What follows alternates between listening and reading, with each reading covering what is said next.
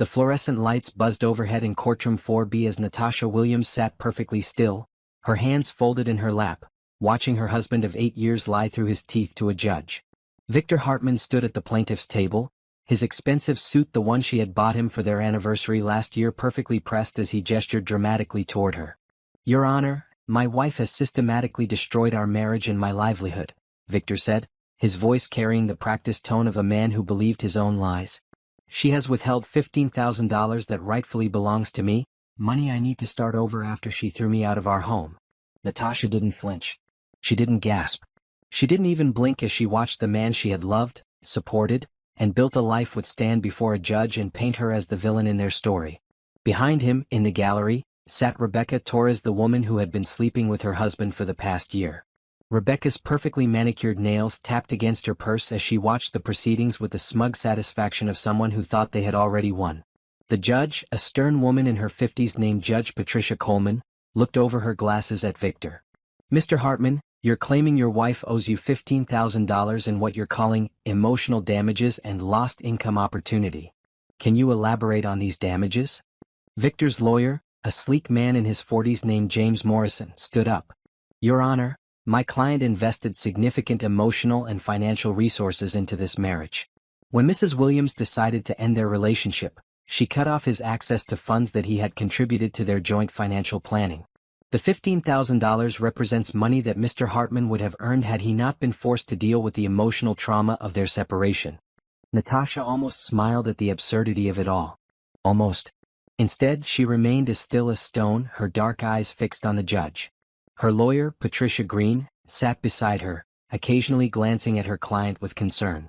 Patricia had been trying to get Natasha to speak, to defend herself, to tell her side of the story for weeks. But Natasha had insisted on this approach. "And Mrs. Williams," Judge Coleman said, turning her attention to the defendant's table, "how do you respond to these allegations?"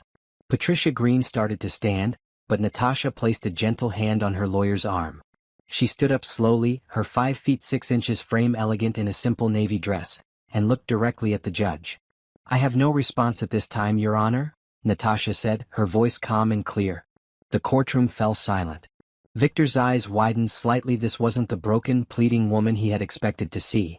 This wasn't the wife who would cry and beg him to come home like she had done the night she discovered his affair. This was someone else entirely. Judge Coleman frowned. "Mrs. Williams, you understand that your husband is suing you for $15,000?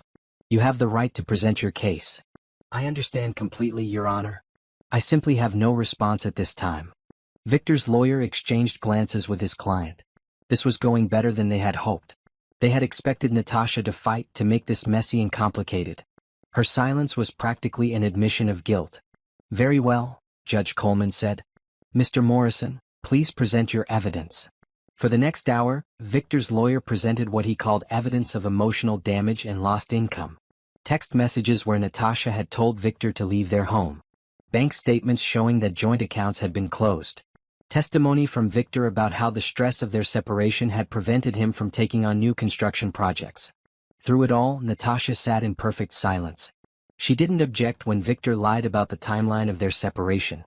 She didn't correct him when he claimed she had been the one who wanted the divorce.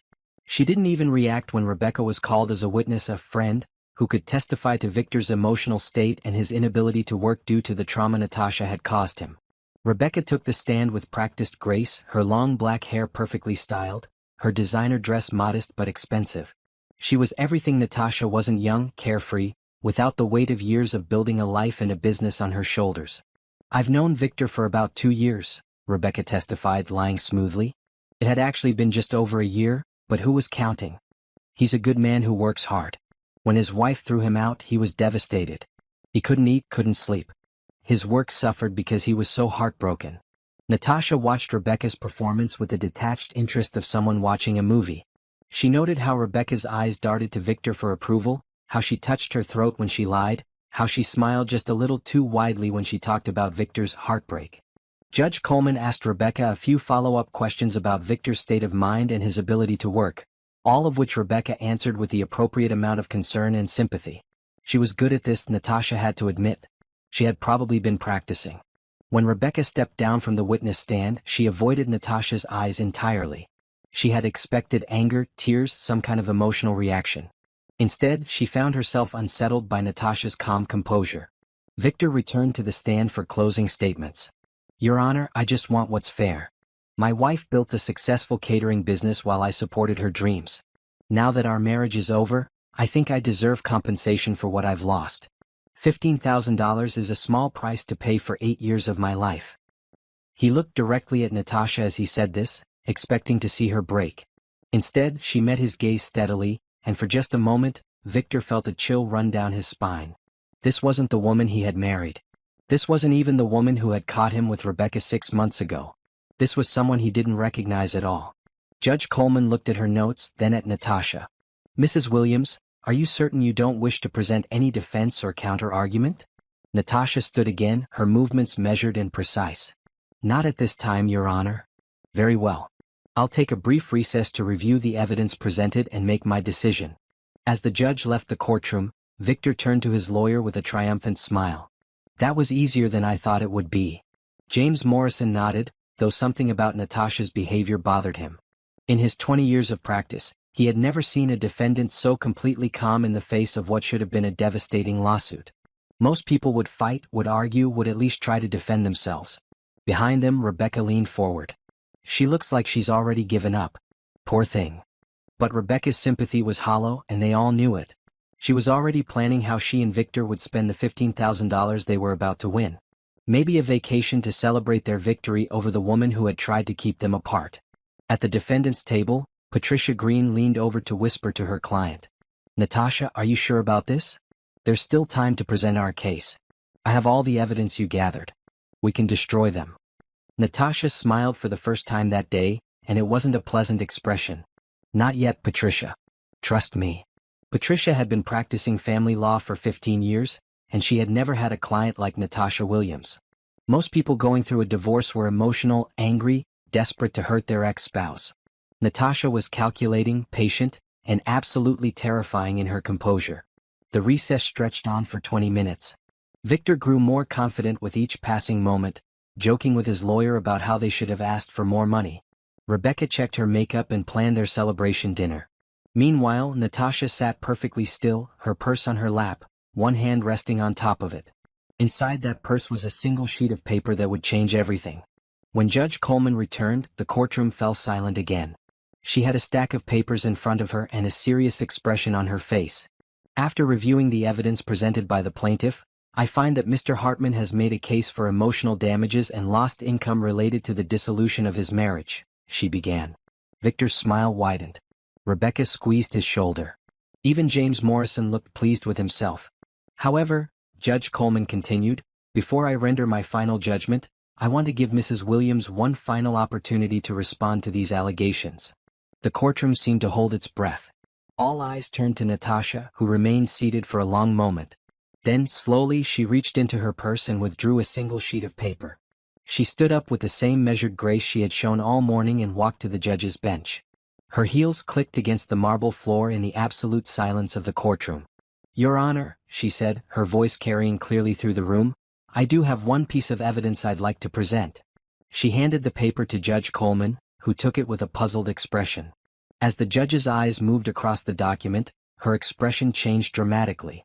Her eyebrows shot up, her mouth opened slightly, and she looked from the paper to Natasha to Victor and back again.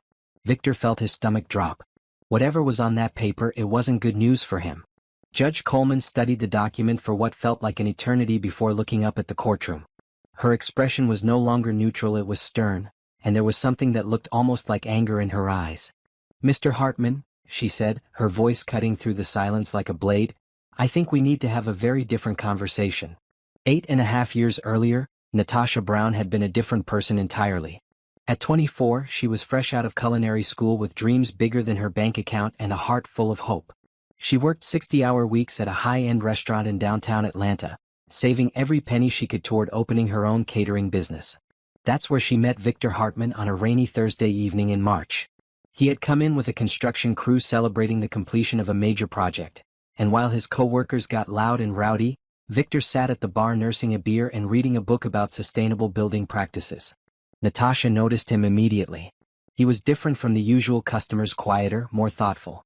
When she brought him his food, he actually looked up from his book and thanked her, making genuine eye contact in a way that made her pulse quicken.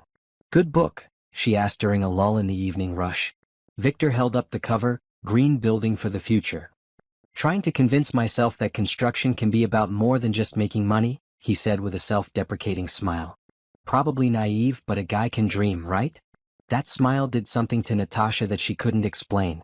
Here was a man who thought about the future, who wanted to build something meaningful. When he asked if she'd like to get coffee sometime, she said yes before she could talk herself out of it. Their first date lasted 6 hours. They met at a small cafe near the university and talked about everything: her dreams of running her own business, his plans to start a construction company that focused on sustainable and affordable housing, their families, their fears, their hopes for the future. Victor was the son of a carpenter who had taught him that honest work was the foundation of a good life. Natasha was the daughter of a teacher and a nurse who had instilled in her the belief that success came through education and determination.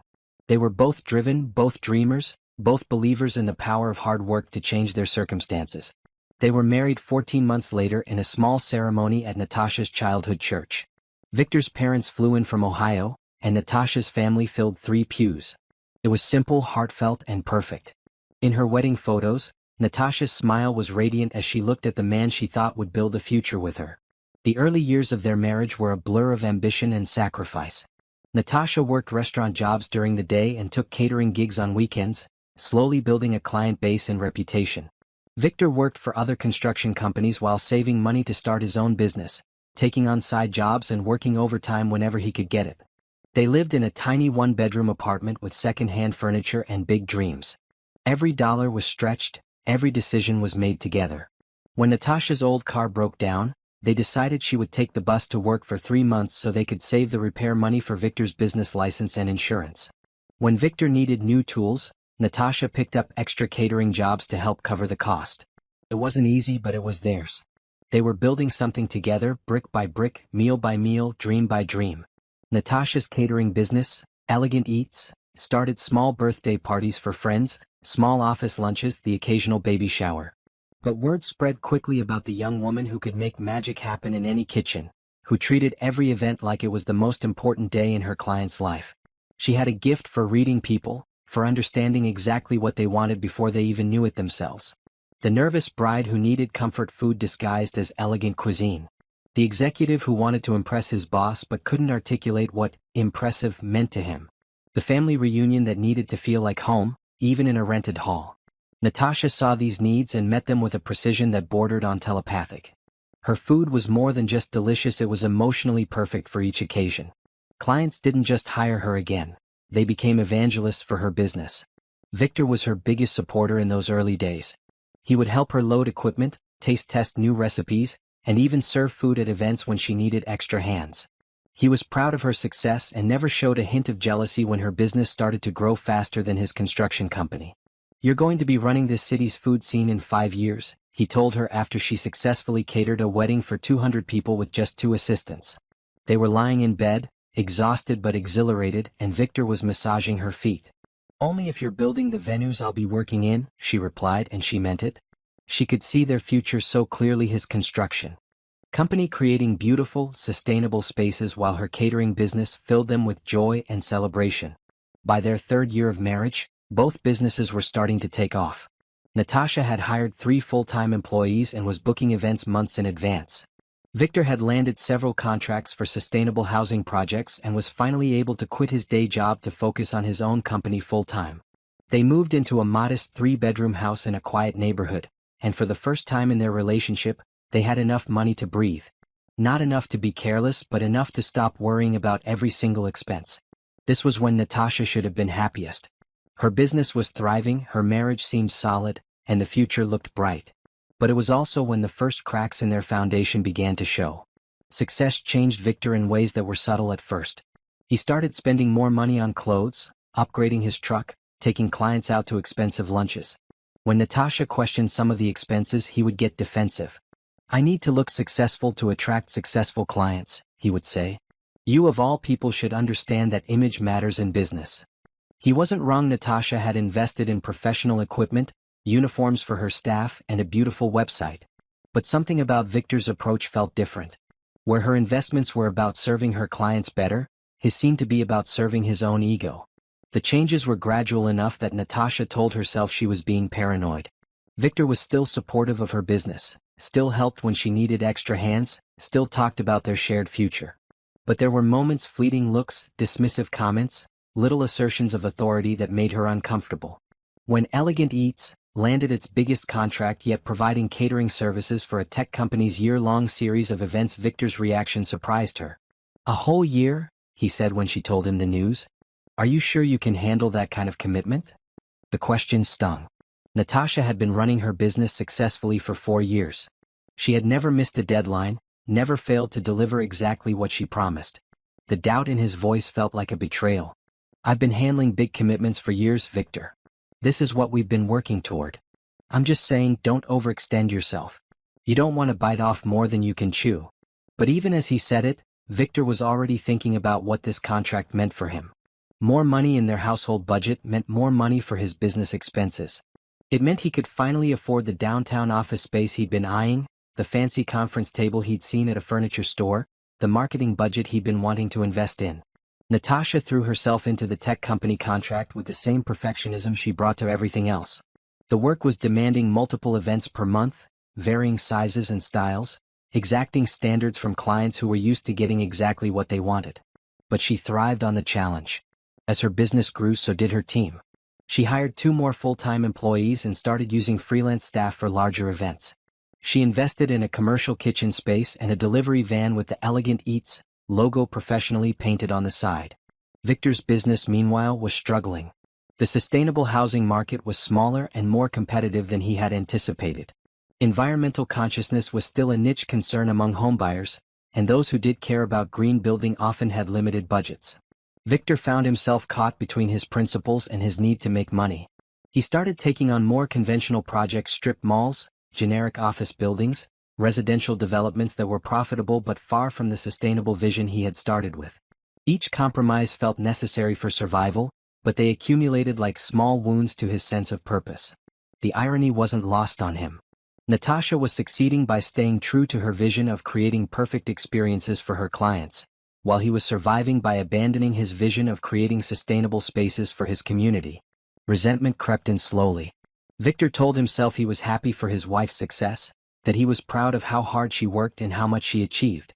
But late at night, when she was planning menus and coordinating schedules, when she was too tired for conversation or intimacy, when their dinner table was covered with her work instead of their shared dreams, he felt left behind.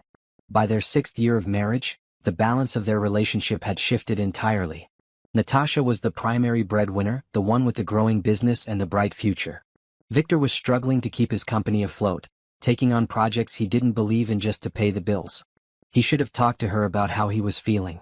He should have asked for help, admitted that his business wasn't working the way he had hoped, explored ways they could support each other through this rough patch.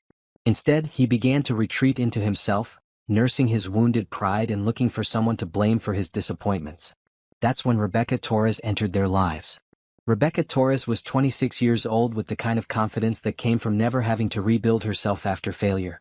She had been hired as the office manager for a property development company that had contracted Victor's construction firm for a small strip mall renovation, exactly the kind of uninspiring project that Victor had been taking on to keep his business alive.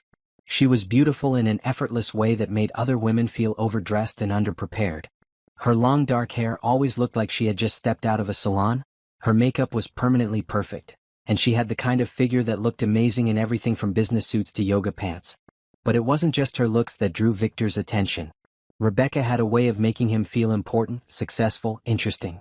When he explained construction challenges to her, she listened with wide eyes and asked follow-up questions that made him feel like an expert. When he mentioned his vision for sustainable building, she gasped and told him how forward-thinking and environmentally conscious he was. "Your wife is so lucky to have someone who thinks about the future like you do," Rebecca said during their 3rd meeting about the strip mall project. They were standing in the framework of what would become a discount shoe store, and she was looking at him like he was an architect describing the plans for a cathedral. Victor felt something inside him that he hadn't experienced in months, the feeling of being appreciated, understood, valued. At home, Natasha was always rushing between kitchen appointments and client meetings. When he tried to talk to her about his work, she listened with the distracted attention of someone managing a dozen other priorities. Rebecca, on the other hand, had time for him. She had attention for him. She made him feel like the most interesting person in the room instead of like an afterthought in his own marriage. The flirtation started innocently enough, or at least, Victor told himself it was innocent. Extended conversations about the project that had nothing to do with construction. Coffee meetings to discuss logistics, that stretched into lunch. Text messages about work schedules that somehow turned into personal conversations about dreams, disappointments, and the complexities of adult life. Rebecca was skillful in the way she drew him in. She never made the first move, never pushed too hard, never made her interest so obvious that Victor felt like he was cheating. Instead, she created opportunities for him to come to her, to be the one who crossed each boundary. "I'm having trouble with my kitchen faucet," she mentioned casually after a work meeting. "I keep meaning to call a plumber, but you know how expensive they are." Of course Victor offered to take a look. Of course it was on a Saturday when Natasha was catering a wedding. Of course the quick fix turned into a 3-hour project that ended with Rebecca cooking dinner for him as a thank you. The first kiss happened that night in her kitchen while she was washing dishes and he was drying them. She turned to say something about how grateful she was for his help, and suddenly they were standing close enough to feel each other's breath. When she looked up at him with those perfect dark eyes, Victor forgot about everything else: his marriage, his wife, his promises, his integrity. The guilt hit him immediately afterward, but Rebecca was understanding about that too. She didn't pressure him, didn't make demands, didn't threaten to tell Natasha. She just made herself available whenever he needed someone who made him feel valued and desired. "I don't want to complicate your life," she told him after their second encounter, a rushed meeting in her apartment during what was supposed to be his lunch break. "I just care about you and I want you to be happy." It was exactly what Victor needed to hear to convince himself that what he was doing wasn't entirely wrong. He wasn't trying to hurt Natasha. He wasn't planning to leave his marriage. He was just taking comfort from someone who understood him better than his wife seemed to anymore. The affair continued for 3 months before Victor realized that Rebecca's understanding and support came with a price tag. "I've been thinking about getting my real estate license," she mentioned one afternoon as they lay in her bed. The strip mall project was nearly finished, which meant their work excuse for spending time together was about to disappear. "But the courses are so expensive, and I'd have to cut back on work hours to study." Victor found himself offering to help with the cost before he consciously decided to do it.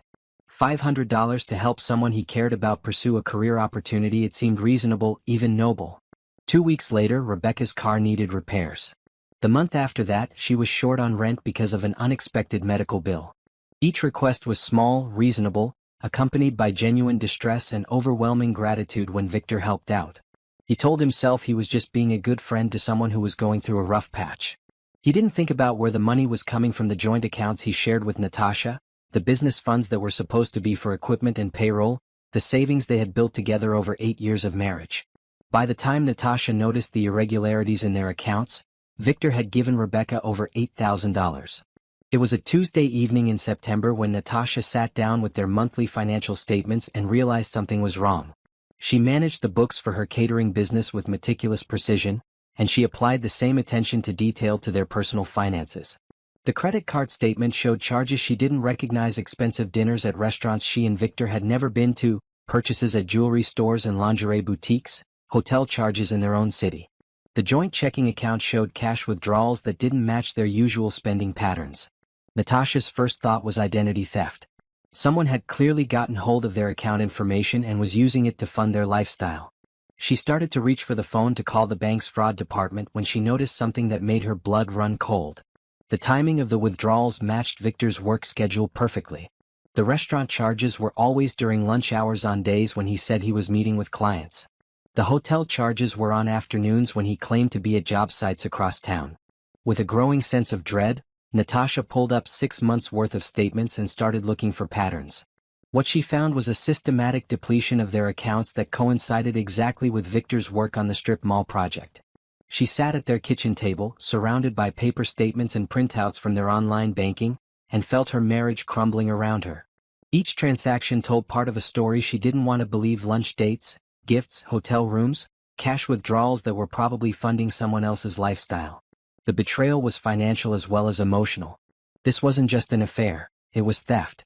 Victor wasn't just cheating on their marriage, he was stealing from their shared future, from the business she had built, from the dreams they were supposed to be pursuing together. Natasha spent the next 3 days conducting her own investigation. She drove past the strip mall and saw Victor's truck parked there at times when he claimed to be at other job sites. She called his office phone and got voicemail during hours when he said he was in meetings. She even drove by the address for the property development company and saw him leaving with a young woman she didn't recognize. The final confirmation came on a Friday afternoon when Natasha decided to surprise Victor with lunch at the job site. She prepared his favorite sandwich and drove to the strip mall, planning to take him on an impromptu picnic in her catering van.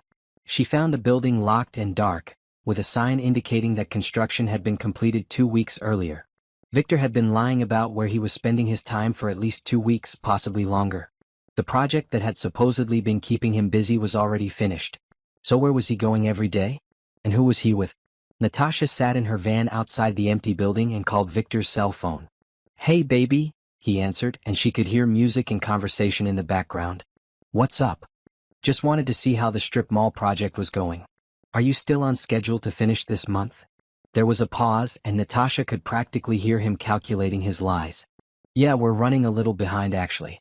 Probably going to need another 2 weeks. You know how these things go, always something unexpected coming up." "That's too bad. Where are you right now? Maybe I could bring you some lunch." Another pause, longer this time. "Actually, I'm meeting with a potential client across town. New housing development out in Marietta. Probably going to be here most of the afternoon." Natasha hung up without saying goodbye and immediately drove to the address Rebecca had given her during their brief conversation about the kitchen faucet repair, an address Natasha had memorized without consciously intending to. Victor's truck was parked in the driveway of a small apartment complex 20 minutes away from the strip mall, 15 minutes away from their home, and nowhere near Marietta. Natasha sat in her van and waited. She didn't know what she was hoping to see: confirmation of her suspicions? Some innocent explanation for why her husband was lying about his whereabouts? A reason to believe that her marriage wasn't completely destroyed? What she got was the sight of her husband walking out of apartment 2B with his arm around a woman who was everything Natasha wasn't: young, carefree, the kind of beautiful that didn't require effort or maintenance. They were laughing about something, completely comfortable with each other in a way that spoke of intimacy and time spent together. Victor opened the passenger door of his truck for the woman, something he hadn't done for Natasha in years, and they drove away together without ever noticing the catering van parked across the street. Natasha followed them to a restaurant downtown, watched them have lunch like a real couple, observed the easy affection between them that had been missing from her own marriage for months.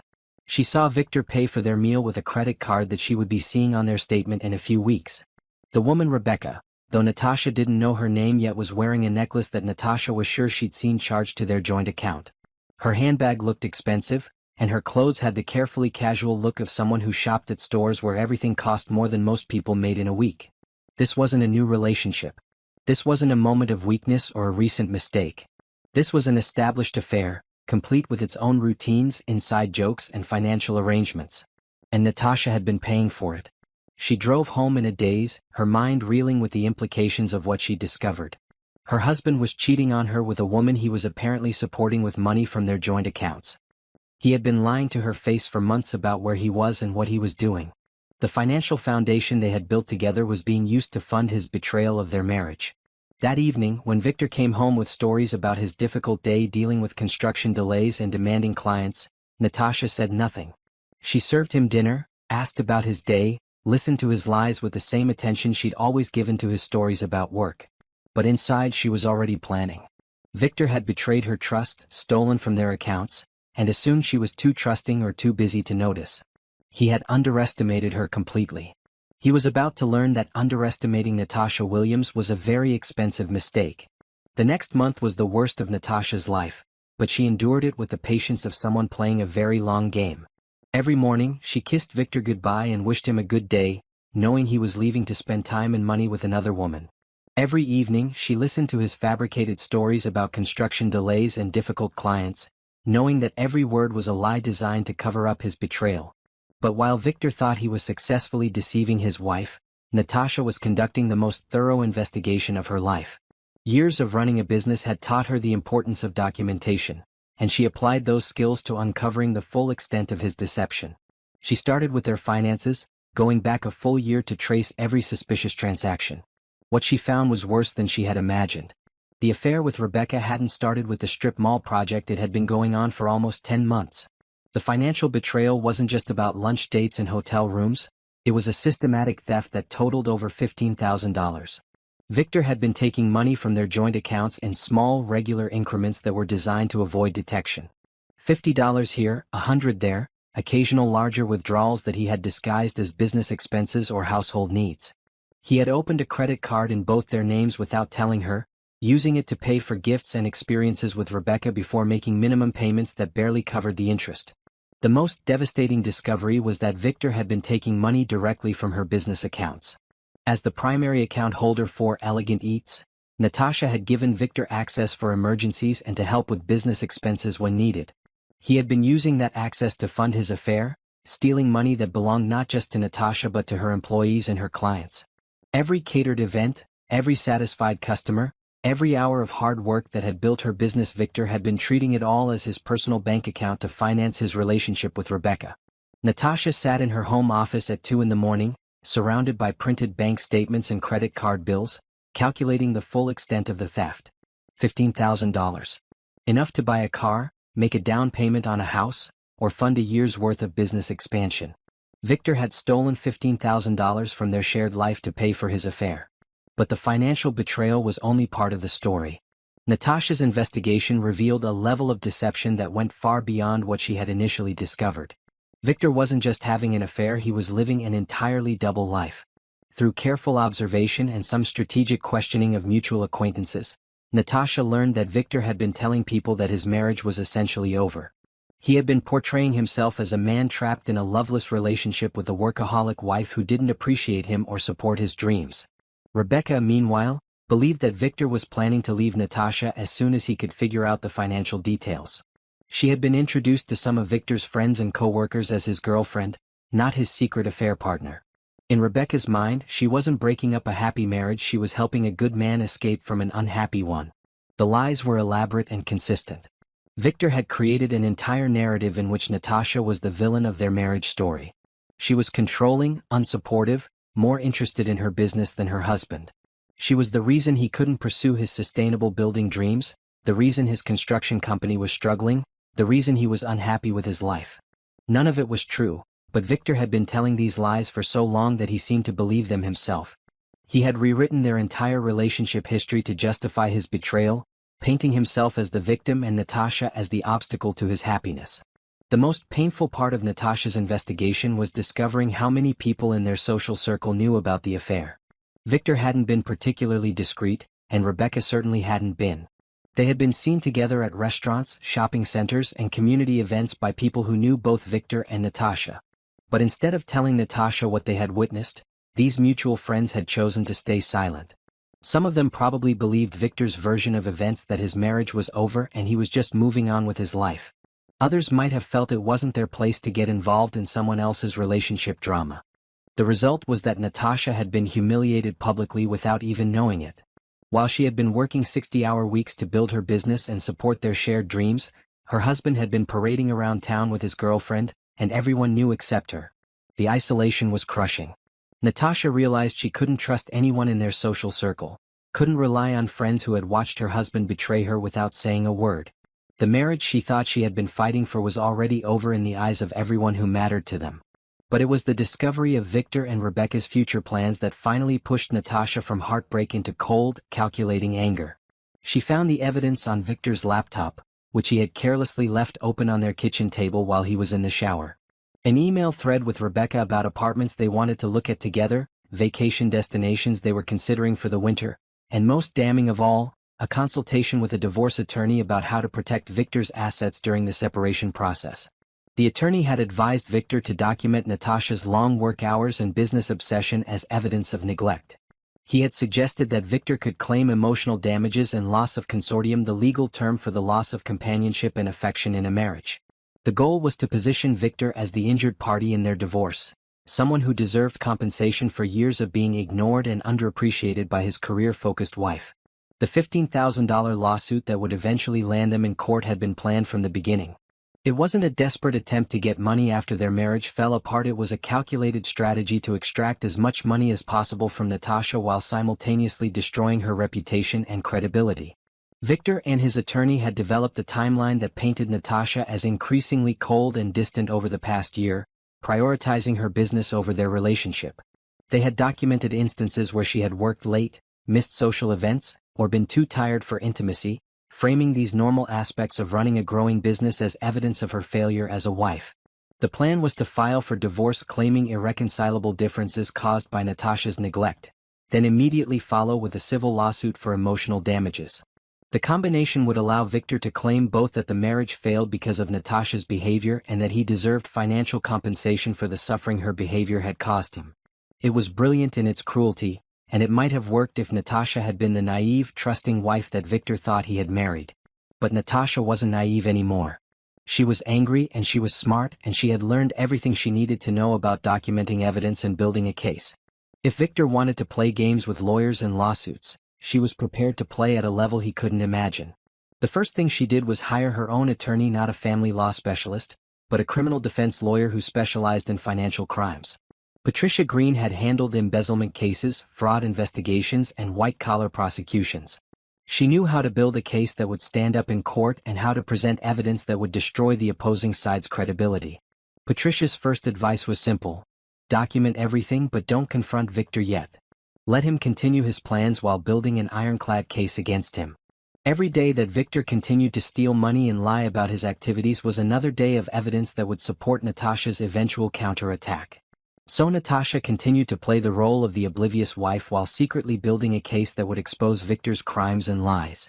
She installed tracking software on his phone with the help of a private investigator. She set up surveillance cameras in their home to document his behavior when she wasn't there. She hired a forensic accountant to trace every dollar that Victor had stolen and build a comprehensive picture of his financial crimes.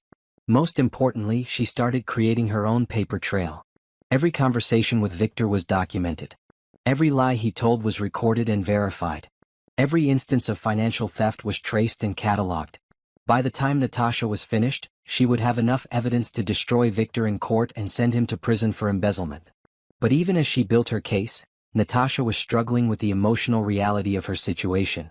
The man she had loved and supported for 8 years had not just betrayed her, he had stolen from her, lied to her, and planned to destroy her reputation to cover up his own crimes. The future she had imagined, the partnership she had believed in, the love she had thought they shared, all of it had been an illusion. The hardest part was maintaining her facade. Every morning, she had to kiss Victor goodbye and pretend she didn't know he was leaving to spend stolen money on another woman. Every evening, she had to listen to his lies and respond with interest and concern. Every night, she had to lie next to a man who was actively plotting to destroy her while pretending to love her. The stress was enormous, but Natasha channeled it into her work.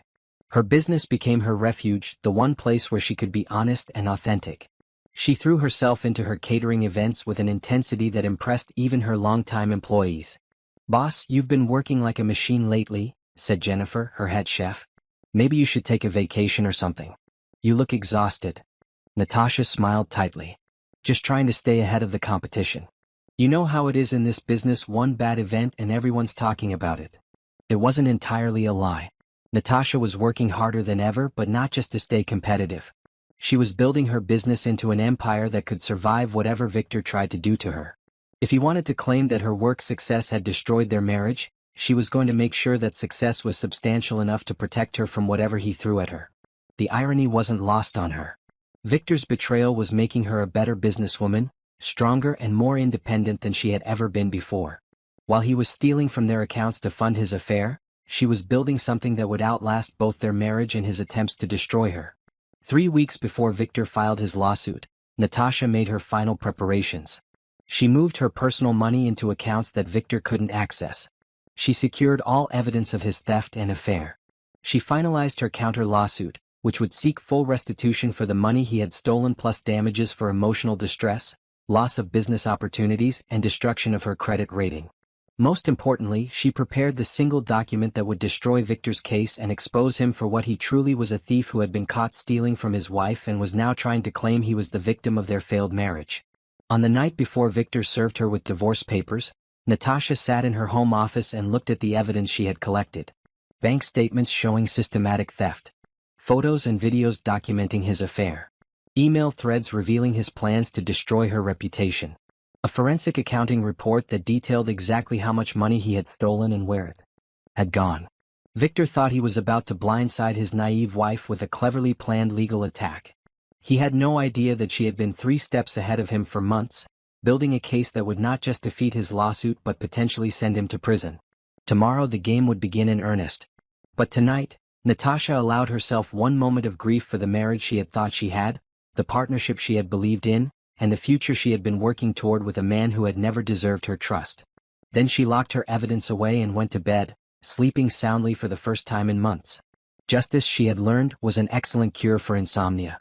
The divorce papers arrived on a Tuesday morning, delivered by a courier who apologized for interrupting Natasha's breakfast. She accepted the manila envelope with the same calm composure she brought to everything else, thanked the young man for his professionalism, and closed the door before opening the documents. Victor had already left for work, which Natasha now knew meant his morning routine with Rebecca. Coffee at their favorite cafe, followed by whatever activities filled the hours he was supposed to be building other people's dreams. The timing was perfect. He had arranged for the papers to be served when he wouldn't have to face her immediate reaction. Natasha read through the divorce petition with the detached interest of a professional reviewing a contract. Victor was citing irreconcilable differences caused by her emotional neglect and abandonment of their marriage. He claimed that her obsession with work had made it impossible for them to maintain a meaningful relationship, that she had chosen her career over their partnership, and that he had suffered significant emotional distress as a result of her coldness and unavailability. The document painted a picture of a man who had tried desperately to save his marriage while his wife became increasingly distant and hostile. It described years of loneliness, rejection, and emotional abandonment that had left Victor no choice but to seek the dissolution of their union. It was a masterpiece of fiction, written by someone who clearly understood how to manipulate family court systems. Every accusation was crafted to sound reasonable and sympathetic while being impossible to definitively disprove. How do you prove you weren't emotionally distant? How do you demonstrate that working hard to support your family isn't the same as abandoning your marriage? The petition requested an equitable division of their assets, with Victor claiming that his contributions to their household had been undervalued and that he deserved compensation for his years of emotional suffering. It also mentioned the possibility of separate litigation regarding financial matters that had arisen during their marriage. Natasha knew that separate litigation referred to the $15,000 lawsuit that Victor and his attorney had been planning. First, they would establish that the marriage had failed because of her behavior. Then they would claim she owed him money as compensation for the damage her behavior had caused. It was clever, coordinated, and completely dependent on the assumption that Natasha would be too shocked, hurt, or overwhelmed to mount an effective defense. Victor had counted on her emotional reaction clouding her judgment, making her willing to settle quickly just to avoid a prolonged legal battle. He had miscalculated completely. Natasha called her attorney within an hour of receiving the papers. Patricia Green's office was in a sleek downtown building that specialized in the kind of high-stakes litigation that could destroy careers and send people to prison. Patricia herself was a woman in her early 50s who had built her reputation by taking cases that other lawyers considered unwinnable and turning them into devastating victories for her clients. "He's moved faster than we expected," Patricia said after reviewing the divorce petition. "But that might actually work in our favor. The more aggressive he gets, the more credible our counter-allegations become." Patricia had been preparing for this moment for weeks. She had reviewed all of Natasha's evidence, consulted with forensic accountants and private investigators, and built a case that would not just defend against Victor's accusations but completely destroy his credibility. "The key is not to respond emotionally," Patricia explained. "He wants you to be angry, hurt, defensive. He wants you to look like the unstable, work-obsessed woman he's portrayed in his petition. Instead, we're going to be methodical, professional, and absolutely devastating." The plan was elegant in its simplicity. They would allow Victor to present his case first, giving him enough rope to hang himself with lies and contradictions. Then they would systematically dismantle every claim he made while presenting evidence of his own crimes and deception. "He's betting that you don't know about the affair or the stolen money," Patricia said. "He thinks he's blindsiding you with this lawsuit. When we reveal that you've known everything for months and have been building a criminal case against him, it's going to destroy his entire strategy." The criminal case was the nuclear option. Patricia had been working with the district attorney's office to build an embezzlement case against Victor that could result in felony charges. The evidence was overwhelming: systematic theft from joint accounts, unauthorized use of business funds, credit card fraud, and conspiracy to commit financial crimes. We probably have enough to send him to prison for 3 to 5 years, Patricia explained. But that's our leverage, not necessarily our goal. We want him to understand that fighting you means risking his freedom, not just his reputation. While Patricia handled the legal strategy, Natasha focused on protecting her business and her future. She met with her accountant to ensure that all of her company finances were completely separate from any accounts Victor could access. She increased her insurance coverage and secured her client contracts to make sure that Victor's legal maneuvering couldn't interfere with her ability to run Elegant Eats. Most importantly, she prepared her employees for the possibility that their personal lives might become public during the legal proceedings. Natasha called a staff meeting and explained, in general terms, that she and Victor were getting divorced and that there might be some legal complications that could affect the business. "I want everyone to know that your jobs are secure," she told her team. "This is about my personal life, not about our company. But if anyone asks you questions about me, about the business, or about my marriage, please refer them to my attorney." Jennifer, her head chef, stayed after the meeting to talk privately. "Boss, I don't know what's going on, but I want you to know that everyone here is behind you 100%. You've built something amazing and we're not going to let anyone tear it down." The support from her team was overwhelming and humbling. These were people whose livelihoods depended on the success of Elegant Eats, and they were rallying around her during the most difficult period of her life. It reminded Natasha that she hadn't just built a business, she had built a community of people who believed in what they were doing together. As Victor's legal team prepared their attack, Natasha quietly put her counter-strategy into motion. She hired a public relations firm to monitor social media and local news for any attempts by Victor to damage her reputation. She retained a private investigator to continue documenting Victor's activities and his relationship with Rebecca. Most importantly, she began reaching out to the clients and vendors who would be crucial to her business's survival if the legal battle became public. The hardest part was maintaining her emotional equilibrium while living with a man who was actively trying to destroy her. Victor continued his daily routine of leaving for work and returning with stories about construction projects and difficult clients. He showed no signs of guilt or remorse about the divorce papers he had served, apparently believing that Natasha was too shocked or hurt to respond effectively. Some evenings, he would even attempt to comfort her about their failing marriage, playing the role of the concerned husband who was trying to salvage their relationship. "I know this is hard, Natasha," he said one night as she was reviewing contracts for upcoming catering events. "But maybe we can work through this. Maybe if you could find a way to spend less time on the business, we could rebuild what we had." The audacity of it was breathtaking. Victor was sitting in their living room, pretending to care about their marriage while secretly living with another woman and planning to sue her for $15,000.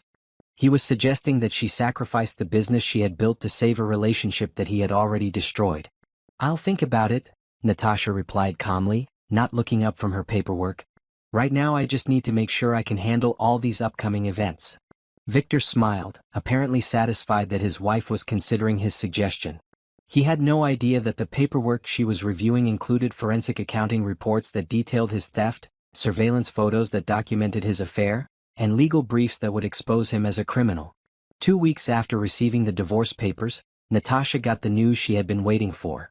Victor had filed his civil lawsuit claiming $15,000 in emotional damages. The complaint portrayed him as a devoted husband who had suffered years of neglect and emotional abuse at the hands of his career-obsessed wife. The lawsuit included testimony from Rebecca, who was presented as a concerned friend who had witnessed Victor's suffering. Rebecca's statement described a man who was desperately trying to save his marriage while his wife became increasingly cold, distant, and hostile toward him. It was exactly what Patricia had predicted: an aggressive, coordinated legal attack designed to overwhelm Natasha with multiple proceedings while painting her as the villain in their marriage story. "Now we know everything they're planning to throw at us," Patricia said when they met to review the lawsuit. "They've shown us their entire hand and it's not nearly as strong as they think it is." The civil lawsuit was scheduled to go to trial first, which played perfectly into their strategy. Victor would have to present his case in open court, under oath, with no opportunity to revise his story once he discovered what evidence Natasha possessed. "He's going to lie on the witness stand," Patricia explained. "He's going to claim he never cheated, never stole money, never planned to destroy your reputation. And then we're going to destroy him with evidence that proves every word out of his mouth is perjury." The week before the trial, Natasha made her final preparations. She reviewed her testimony until she could recite it perfectly. She organized her evidence into a presentation that would be impossible for the judge to ignore. Most importantly, she prepared herself mentally for the moment when she would finally drop her facade and show Victor exactly how much she knew about his crimes. The night before the trial, Victor came home with takeout from their favorite restaurant, a gesture that he probably thought was romantic but that Natasha recognized as manipulation. He was trying to remind her of happier times, to make her feel guilty about their failed marriage, to position himself as the caring husband who was being forced into this legal battle. "I want you to know that I still love you," he said as they ate dinner in uncomfortable silence. "This doesn't have to destroy us. Even after everything that's happened, I think we could find our way back to each other if we both tried."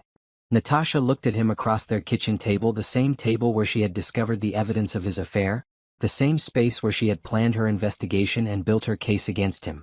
In a few hours, they would be sitting in a courtroom where she would expose every lie he had told and every crime he had committed. "I think it's too late for that, Victor," she said quietly. "Some things can't be forgiven or forgotten."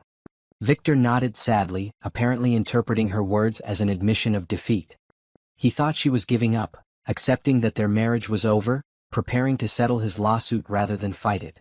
He had no idea that tomorrow would be the day Natasha Williams finally stopped being silent and started being heard. The morning of the trial, Natasha woke up before her alarm and spent an extra hour getting ready. She chose a navy blue dress that was professional but not severe, elegant but not flashy. She wanted to look like exactly what she was, a successful businesswoman who took her responsibilities seriously. Victor was already gone when she came downstairs. He had probably left early to meet with his lawyer and prepare for what he thought would be an easy victory. Natasha made herself coffee, reviewed her notes one final time, and drove to the courthouse with the calm focus of someone who had been preparing for this moment for months. The courthouse was an imposing building downtown, all marble columns and serious architecture designed to remind people that justice was a weighty matter. Natasha met Patricia in the lobby, and together they walked through security and up to courtroom 4B. Victor was already there with his legal team, James Morrison, the sleek attorney who specialized in family law and civil litigation, and a younger associate who was probably there to handle paperwork and research. Victor looked confident, relaxed, almost cheerful. He was wearing his best suit and had gotten a fresh haircut for the occasion. Behind him, in the gallery, sat Rebecca. She was dressed conservatively, probably on advice from Victor's lawyer, but she still managed to look like she was attending a social event rather than a legal proceeding. She caught Natasha's eye as she entered the courtroom and quickly looked away, but not before Natasha saw something that looked like guilt or nervousness in her expression. Judge Patricia Coleman entered the courtroom at exactly 9 a.m. She was known for running an efficient courtroom and having little patience for lawyers who wasted time or witnesses who weren't prepared. She had reviewed the case files in advance and understood that this was a civil suit arising from a divorce proceeding. "Good morning," Judge Coleman said as everyone rose for her entrance. "We're here today for the matter of Hartman versus Williams, a civil action for damages arising from marital discord. Mr. Morrison, you represent the plaintiff." James Morrison stood up with practiced confidence. "Yes, Your Honor. We're here today because my client, Victor Hartman, has suffered significant emotional and financial damages as a result of his wife's abandonment of their marriage. We're seeking $15,000 in compensation for the harm she has caused." Judge Coleman looked at the defendant's table. "And Ms. Green, you represent Mrs. Williams?" Patricia stood up. "Yes, Your Honor. My client disputes all of the plaintiff's allegations and will be presenting evidence that Mr. Hartman's claims are not only false but are part of a pattern of deceptive and potentially criminal behavior." The judge's eyebrows went up slightly at the word criminal, but she simply nodded and gestured for Morrison to begin. "Mr. Morrison, please present your case." What followed was exactly what Natasha had expected, a carefully crafted performance designed to portray Victor as the victim of a failed marriage. Morrison was good at his job, presenting Victor's story with just the right balance of legal formality and emotional appeal. Victor took the stand first, looking appropriately sad and dignified as he described the deterioration of his marriage. According to his testimony, he had tried for years to maintain their relationship while Natasha became increasingly obsessed with her business. "She used to be different," Victor said, his voice carrying just the right note of wistful regret. "When we first got married, we were partners. We supported each other's dreams. But as her business grew, I felt like I was becoming less and less important to her." He described long hours when Natasha was working, weekends when she was catering events instead of spending time with him, evenings when she was too tired or distracted for conversation or intimacy. I understand that building a business takes dedication, Victor continued. I supported her dreams from the beginning. But somewhere along the way her business became more important than our marriage. I felt like I was living with a roommate instead of a wife. Morrison guided Victor through a series of specific incidents that supposedly demonstrated Natasha's neglect and emotional abandonment. Birthday dinners cut short by business calls. Anniversary celebrations postponed because of catering commitments. Social events where Natasha was physically present but mentally focused on work. I tried talking to her about it, Victor said. I asked if we could set boundaries, maybe have some time that was just for us. But she always had an excuse. There was always another event, another client, another crisis that had to be handled immediately. It was a compelling narrative, made more effective by Victor's delivery. He seemed genuinely hurt, a man who had loved his wife and watched helplessly as she chose her career over their relationship. If Natasha hadn't known the truth, she might have felt sorry for him herself. Morrison then called Rebecca to the stand, introducing her as a friend who had witnessed Victor's emotional distress during the final months of his marriage. Rebecca had clearly been coached on her testimony, but she delivered it convincingly. Victor was heartbroken, Rebecca said, looking appropriately concerned and sympathetic. He would talk about how lonely he felt, how he couldn't remember the last time he and his wife had really connected. He kept hoping things would get better, but Natasha seemed to get more and more distant. Rebecca described encounters with Victor where he was visibly upset about his marriage, occasions when he had tried to plan romantic gestures for Natasha only to have them disrupted by work emergencies, conversations where he expressed his fear that his wife no longer loved him. He's a good man, Rebecca concluded. He deserves to be with someone who appreciates him and makes him a priority. What Natasha did to him was cruel. Throughout all of this testimony, Natasha sat perfectly still. She didn't object when Victor lied about the timeline of their problems. She didn't react when Rebecca portrayed herself as an innocent friend instead of the other woman. She didn't even blink when Morrison presented bank statements showing that Natasha had closed their joint accounts, framing it as evidence of her vindictive behavior rather than her response to discovering theft. Patricia occasionally leaned over to whisper questions or observations, but Natasha simply nodded and continued to watch the proceedings with calm attention. She was studying Victor's lies, noting the contradictions in his story, cataloging the false statements that would soon be exposed as perjury. After an hour of testimony, Morrison felt confident enough to escalate his emotional appeal. Your Honor, my client isn't just seeking monetary compensation. He's seeking acknowledgement that what happened to him was wrong. For years he supported his wife's dreams while sacrificing his own happiness. He deserves recognition that her behavior caused real, measurable harm. Morrison then presented what he called evidence of Victor's emotional damages, medical records showing that he had sought treatment for stress and anxiety, testimony from friends about his mental state during the marriage, documentation of his inability to focus on work due to marital problems. $15,000 is a conservative estimate of the damages my client has suffered, Morrison concluded.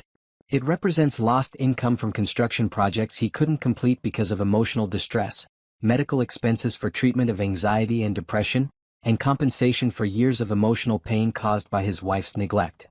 Judge Coleman had been taking notes throughout Morrison's presentation. When he finished, she looked at the defendant's table with what might have been curiosity. Ms. Green, does your client wish to present a defense? Patricia started to stand, but once again, Natasha placed a gentle hand on her lawyer's arm. She rose slowly, her movements deliberate and graceful, and looked directly at the judge. Not at this time, Your Honor. The courtroom was silent for a moment. Victor's confident expression faltered slightly. This wasn't the emotional breakdown he had expected.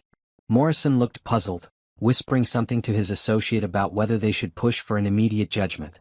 Judge Coleman frowned. Mrs. Williams, you understand the seriousness of these allegations? Your husband is seeking significant financial damages and has presented testimony about emotional harm and marital neglect. You have the right to respond to these claims. I understand completely, Your Honor. I simply have nothing to say at this time. Victor felt a chill run down his spine. This wasn't the reaction of a guilty person trying to avoid confrontation. This was the calm of someone who knew something that everyone else didn't. For the first time since filing his lawsuit, Victor began to wonder if he had missed something important. Morrison, however, was elated. He had expected a fight, a messy presentation of competing narratives about their failed marriage. Instead, he was getting what amounted to a default judgment. Natasha's refusal to defend herself was practically an admission that everything Victor had said was true. "Your Honor," Morrison said, standing up with barely concealed triumph, "I think my client's case speaks for itself. The defendant has offered no defense, no contradiction to our evidence, no alternative explanation for her behavior. We respectfully request that the court award the full $15,000 in damages." Judge Coleman looked at Natasha one more time. "Mrs. Williams, this is your final opportunity to present your side of this matter. Are you certain you don't wish to respond?" Natasha remained standing, her posture perfect, her expression serene. For just a moment, she let her eyes move from the judge to Victor, and when their gazes met, Victor saw something that made his blood run cold. Natasha wasn't defeated. She wasn't overwhelmed. She wasn't even particularly upset. She looked like someone who was about to win. "Actually, Your Honor," Natasha said, her voice carrying clearly through the suddenly tense courtroom, "I do have one piece of evidence I'd like to present." She reached into her purse with the same measured grace she had shown all morning, and withdrew a single sheet of paper. As she walked toward the judge's bench, her heels clicking against the marble floor in the absolute silence of the courtroom, Victor felt his confident world beginning to crumble around him. Whatever was on that paper, it was about to change everything. The walk from the defendant's table to Judge Coleman's bench felt like it took forever, though it was probably less than 10 seconds. Every person in the courtroom watched Natasha move with that same unhurried grace she had maintained throughout the entire proceeding, and for the first time, Victor began to understand that his wife's silence hadn't been about defeat or shock. It had been about strategy.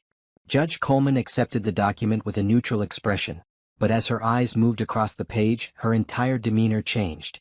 Her eyebrows rose, her mouth tightened, and she looked from the paper to Victor with an expression that was no longer impartial. "Mr. Hartman," Judge Coleman said, her voice carrying a new edge of steel, "could you please return to the witness stand?"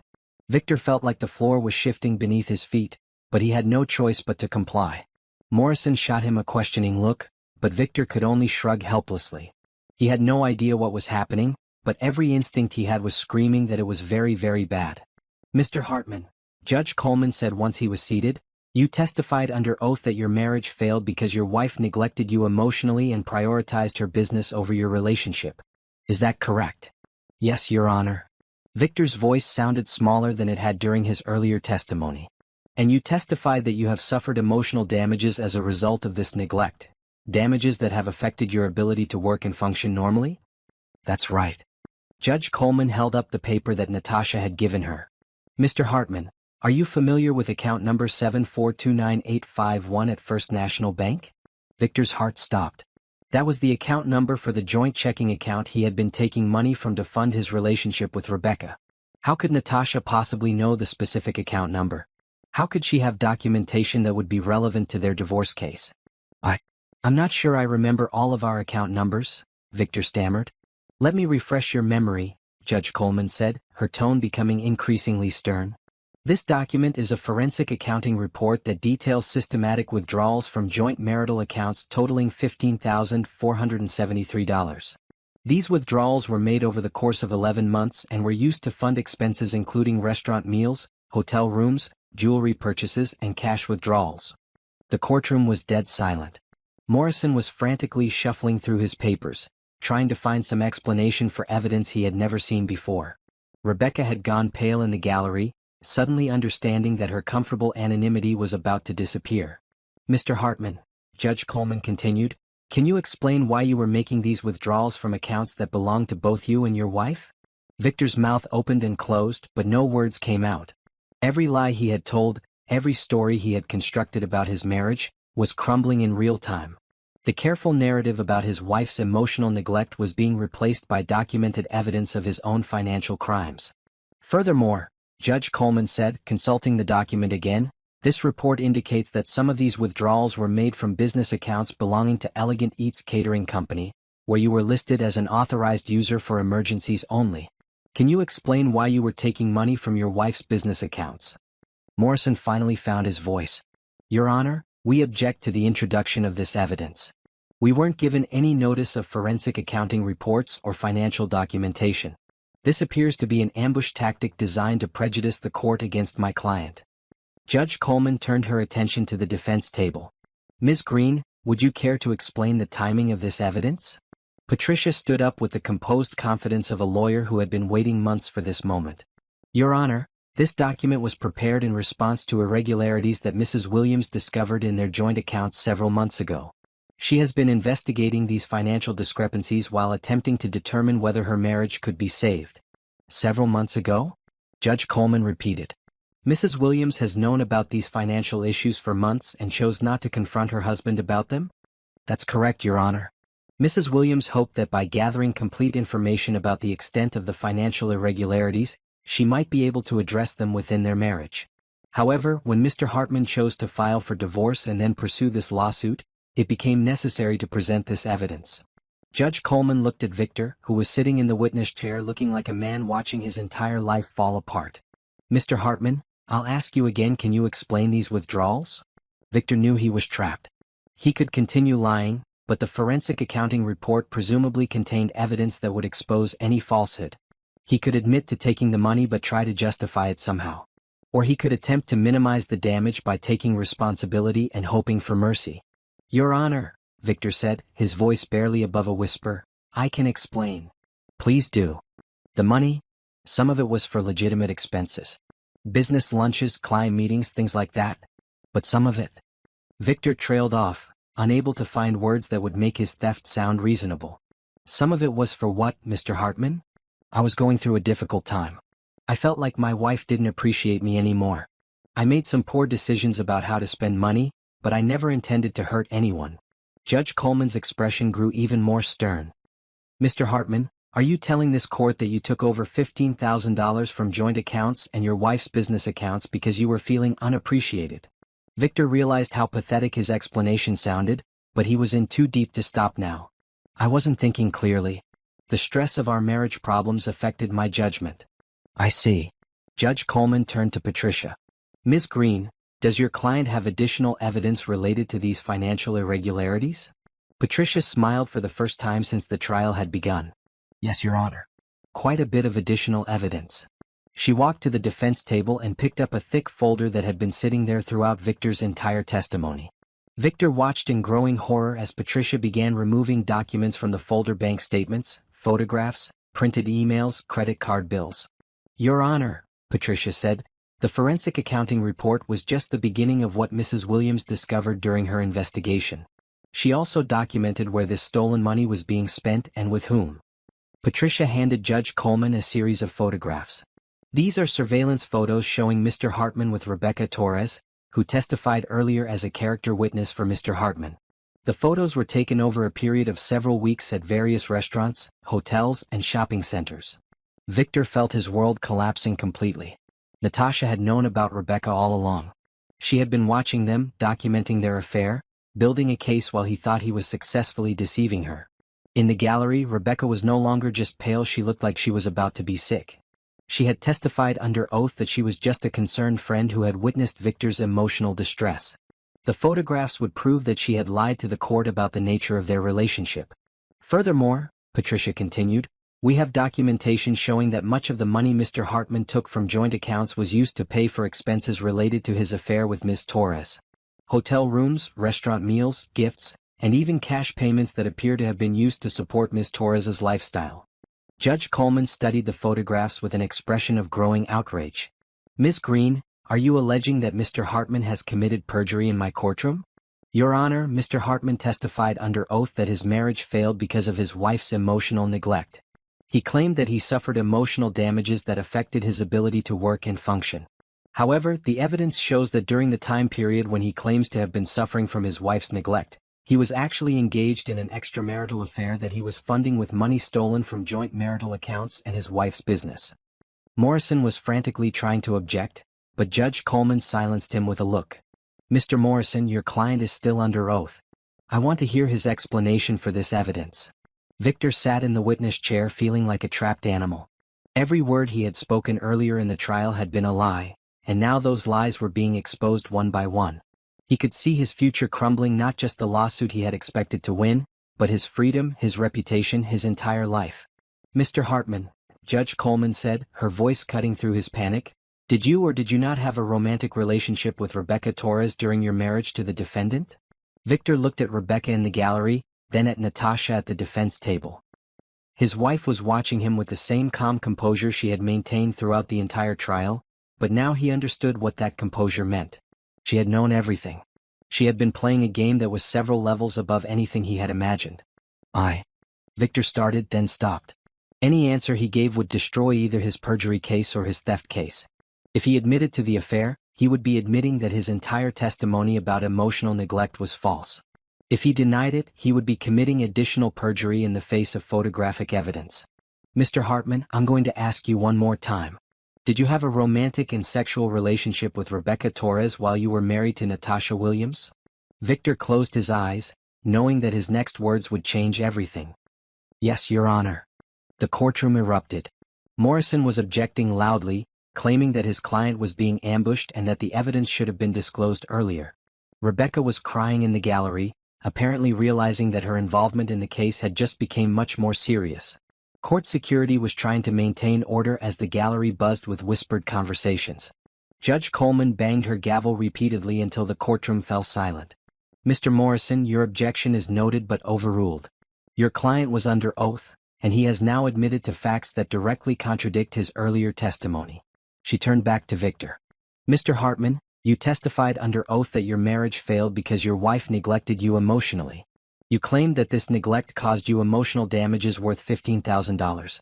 But you have now admitted that during the time period when you claimed to have been suffering from neglect, you were actually having an affair with another woman, an affair that you funded by stealing money from your wife's accounts.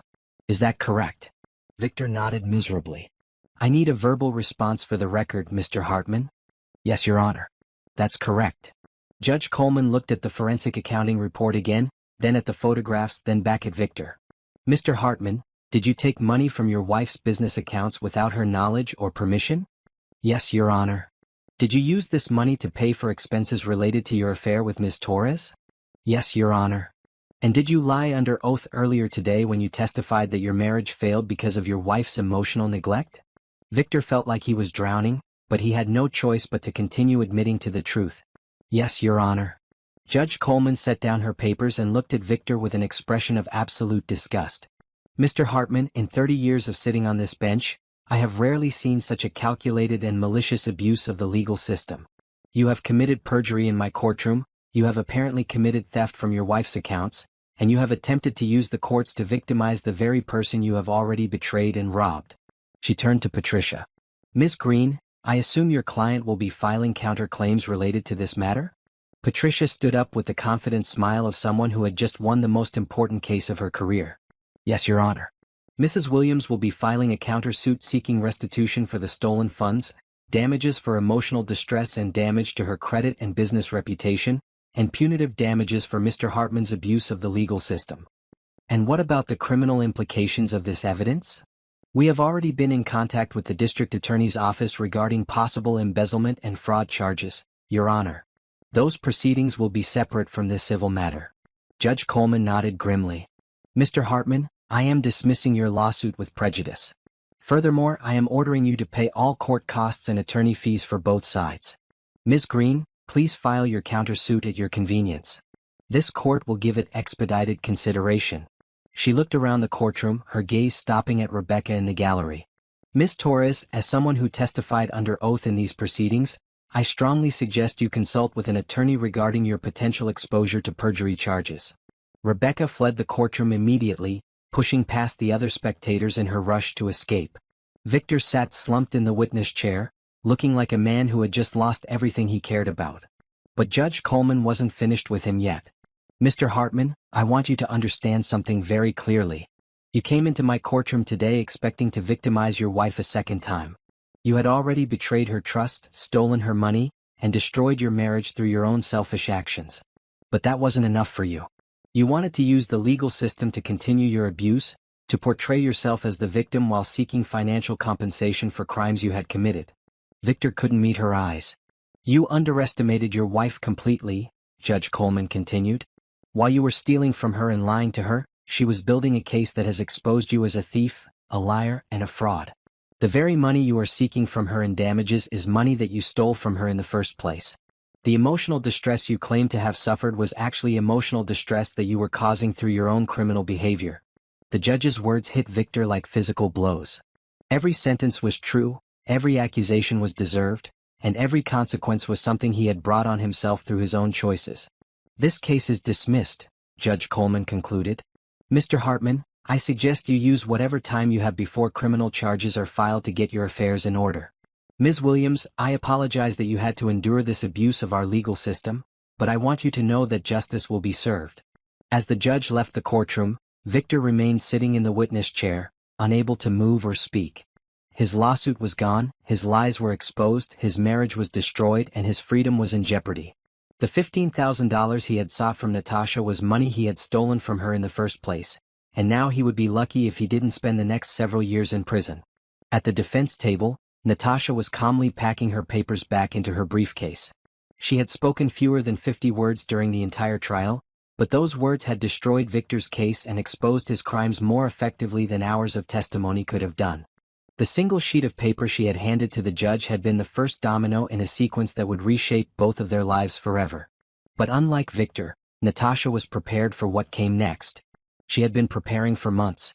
The forensic accounting report that Natasha handed to Judge Coleman was a masterpiece of financial investigation, but it was only the tip of the iceberg.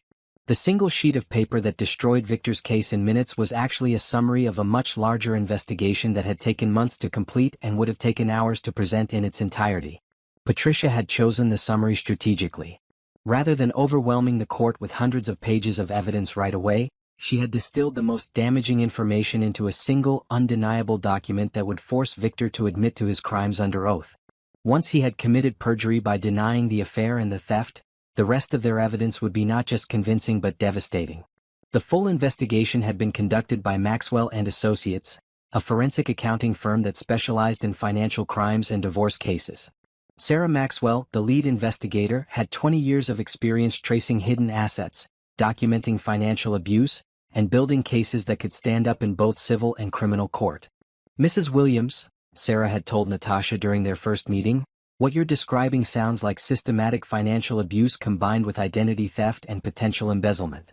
If the evidence supports your suspicions, your husband could be facing serious criminal charges."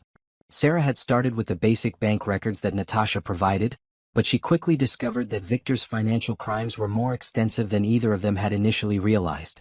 He hadn't just been taking money from their joint accounts, he had been manipulating their credit, opening accounts in both their names without Natasha's knowledge, and using his access to her business accounts to fund his affair and cover his tracks. The forensic investigation revealed that Victor had taken $15,473 from various accounts over 11 months. But more damaging was how he had taken it. Small, regular withdrawals designed to avoid detection. False entries in business ledgers to make personal expenses look like legitimate business costs. Credit card charges that he had been paying minimum amounts on while letting interest accumulate, knowing that the debt would eventually become Natasha's responsibility as well. "He's been essentially stealing from your future," Sarah explained when she presented her findings. "Every dollar he took, every debt he created, every financial obligation he incurred, it all becomes part of the marital estate that would be divided in a divorce. He was betting that you would never discover the extent of his theft, and that even if you did, you would end up paying for half of it anyway." But the forensic accounting report was only one piece of the evidence that Patricia and Natasha had assembled. The private investigator they had hired, Marcus Chin, had documented Victor's affair with Rebecca in exhaustive detail. Photographs, video surveillance, credit card records, hotel receipts, restaurant bills, everything needed to prove not just that the affair had happened, but that it had been funded with money stolen from Natasha. Marcus had also investigated Rebecca herself, discovering that she was not the innocent friend she portrayed herself to be. Rebecca had a history of relationships with married men, and in at least 2 previous cases, those relationships had resulted in expensive gifts and financial support from her married partners. She had a pattern of targeting successful men who were going through marital difficulties, positioning herself as the understanding confidant before transitioning into the role of the other woman. "She's essentially a professional homewrecker," Marcus had reported. "She identifies vulnerable married men, insinuates herself into their lives, and then extracts as much money as possible before moving on to the next target." The investigation had also revealed Rebecca's role in encouraging Victor to file the lawsuit against Natasha. Text messages between them discussed the potential settlement amount and how they would spend the money once Victor won his case. Rebecca had been actively involved in planning the legal strategy that portrayed Victor as the victim of an emotionally abusive marriage. But the most damaging evidence was Victor's own communications. His laptop and phone, which Natasha had access to as his wife, contained a treasure trove of incriminating evidence. Emails with his divorce attorney discussing how to hide assets and maximize his settlement. Text messages with Rebecca about their future plans together. Internet searches for information about divorce law, asset protection, and how to prove emotional damages in court. Most damning of all was a document Victor had started writing but never finished, essentially a manual for other men on how to set up their wives to take the blame for marital problems while positioning themselves to maximize their financial gains in a divorce. The key, Victor had written, is to document every instance of your wife prioritizing work over family. Take photos of her working late, save emails where she cancels plans for business reasons, keep track of social events she misses because of her job. Build a narrative that she chose her career over your marriage, and make sure you have evidence to support that narrative. The document went on to describe how to gradually withdraw emotionally from the marriage while making it look like the wife was the one creating distance. How to open separate accounts and move money without triggering suspicion. How to establish relationships outside the marriage while maintaining plausible deniability. It was a blueprint for financial and emotional abuse, disguised as relationship advice. Patricia had been building toward this moment for months, but she had also been preparing for what would happen after Victor's case collapsed. The countersuit she filed the day after the trial was a comprehensive legal attack that sought not just restitution for the stolen money, but punitive damages for Victor's abuse of the legal system and the emotional trauma he had caused. The countersuit documented every lie Victor had told, every dollar he had stolen, and every way he had attempted to manipulate the legal system to further victimize his wife. It sought $75,000 in damages, 5 times the amount Victor had stolen, plus additional compensation for Natasha's legal fees, lost business opportunities, damage to her credit rating, and emotional distress. But more importantly, Patricia had been coordinating with the district attorney's office to build a criminal case against Victor that could result in felony charges. The evidence of systematic theft from joint accounts and business accounts, combined with his perjury in court, gave prosecutors a strong case for multiple felonies that could result in several years in prison. The criminal investigation had also expanded to include Rebecca, who had not only lied under oath about the nature of her relationship with Victor but had potentially committed fraud by accepting money that she knew was stolen from marital accounts. "They both underestimated you completely," Patricia told Natasha the day after the trial. "Victor thought he was married to a naive woman who would be too emotional to fight back effectively. Rebecca thought she was dealing with the typical betrayed wife who would blame herself rather than seeking justice. Neither of them realized that you're smarter than both of them combined, and that you have the patience to play a much longer game than they were prepared for." The criminal charges were filed 2 weeks after the civil trial. Victor was arrested at his construction office on charges of embezzlement, fraud, identity theft, and perjury. The local news covered his arrest, describing him as a construction company owner who had stolen from his wife's successful catering business to fund an extramarital affair. Rebecca was charged as an accessory to fraud and with perjury for her false testimony about the nature of her relationship with Victor. Her arrest made the news as well, identified as the other woman who had helped plan the theft and had lied under oath to cover it up. The publicity was devastating for both of them, but it was also vindication for Natasha. The community that had watched her husband parade around with his girlfriend for months without telling her was now seeing the truth about what had really happened in their marriage. But perhaps the most satisfying moment came a month after Victor's arrest, when his construction company was forced to declare bankruptcy. Without Natasha's business success to subsidize his poor decisions, without stolen money to cover his expenses, and with his reputation destroyed by the criminal charges, Victor's business collapsed completely. The same man who had sued his wife for emotional damages, claiming that her success had somehow hurt him, was now facing the reality that his own criminal behavior had destroyed everything he had worked for. The paper that Natasha had handed to Judge Coleman had been more than evidence of Victor's crimes. It had been the key that unlocked a carefully constructed case that would not just defeat his lawsuit but destroy his entire life while allowing her to rebuild her own. Victor had spent months planning to victimize his wife a second time, never realizing that she was already 3 steps ahead of him, building the case that would ultimately send him to prison. The silent woman in the courtroom had been anything but silent. She had been speaking through evidence, through documentation, through the kind of methodical preparation that only comes from someone who has been underestimated their entire life and has learned to use that underestimation as a weapon. Natasha Williams had found her voice, and when she finally spoke, everyone listened.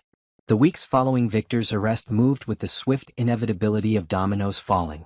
Once the criminal investigation began in earnest, the full scope of his deception became clear not just to the authorities but to everyone in their community who had known them as a couple. Detective Maria Santos, who led the Financial Crimes Unit, had seen plenty of cases involving theft between spouses, but Victor's case stood out for its calculated cruelty. Most of these cases involved desperate people making bad decisions under pressure, she told Natasha during one of their meetings.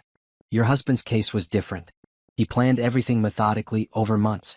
He wasn't just stealing money, he was systematically destroying your financial security while positioning himself to steal even more through the legal system. The detective had been particularly struck by the evidence that Victor had been preparing his theft and lawsuit strategy simultaneously. While he was taking money from Natasha's accounts to fund his affair, he was also documenting her work schedule and business commitments to use as evidence of emotional neglect in court. He was creating the problem and the solution at the same time, Detective Santos explained. He was stealing your money to pay for his affair, which was causing stress in your marriage, which he then documented as evidence that you were emotionally unavailable. It's one of the most calculated cases of domestic financial abuse I've ever seen. The criminal case moved quickly because the evidence was overwhelming. Victor's own computer contained detailed records of his theft, including spreadsheets where he had tracked how much money he was taking from which accounts and budgets for how much he could steal without triggering Natasha's attention. His browser history revealed months of research into divorce law, emotional damages, and asset protection strategies. He had spent hours reading about how to prove emotional neglect in court, how to document a spouse's career-focused behavior, and how to maximize financial settlements in divorce proceedings. Most damaging of all were his communications with Rebecca, where they discussed not just their relationship but their plans for the money Victor was stealing and the money they expected to win in the lawsuit. Once we get the $15,000 from her, we can take that trip to Mexico we've been talking about, Rebecca had texted Victor just a week before he filed the lawsuit. Assuming she doesn't fight it, Victor had replied. But knowing Natasha, she'll probably just pay it to avoid drama. She hates confrontation. The text messages revealed not just their criminal intent but their complete misunderstanding of the woman they were trying to victimize. They had seen Natasha's professional composure and work ethic as weakness rather than strength, her reluctance to create conflict as naivety rather than strategic thinking. Rebecca's role in the scheme became clear through the investigation as well. She hadn't been an innocent victim seduced by a married man, she had been an active participant in planning and executing the financial theft. Phone records showed that she had been coaching Victor on how to take money without detection and had been researching Natasha's business finances to identify the most profitable accounts to target. Rebecca had also been instrumental in developing the legal strategy. She had researched other cases involving emotional damages and had helped Victor craft his narrative about being neglected and emotionally abused. Some of the specific language in Victor's court testimony had come directly from Rebecca's research into successful emotional damages cases. The district attorney's office decided to prosecute both cases aggressively. Victor was facing 4 felony charges: embezzlement, fraud, identity theft, and perjury. Each charge carried a potential sentence of 2 to 5 years, and the prosecutor was seeking consecutive rather than concurrent sentences. Rebecca was facing 3 felony charges: accessory to embezzlement, fraud, and perjury.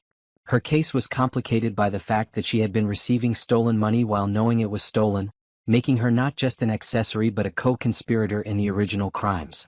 They thought they were so smart, prosecutor Jennifer Walsh told Natasha during their pre-trial meeting. They had this elaborate plan to steal your money and then use the legal system to steal even more. But they never considered that you might be smart enough to figure out what they were doing and patient enough to build a case against them. The civil countersuit proceeded separately from the criminal case, but the evidence was largely the same.